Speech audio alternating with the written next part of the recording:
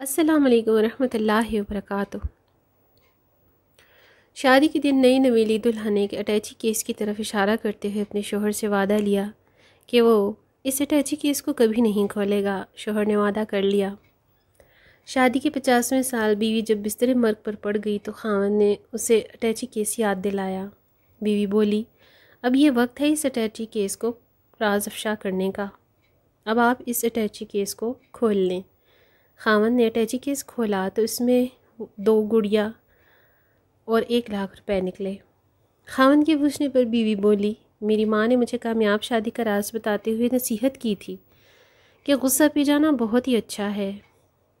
इसलिए माँ ने मुझे तरीका बताया था कि जब भी अपने खावंद की किसी गलत बात पर गुस्सा आए तो तुम बजाय खावंद पर गुस्सा निकालने के एक गुड़िया सी लिया करना।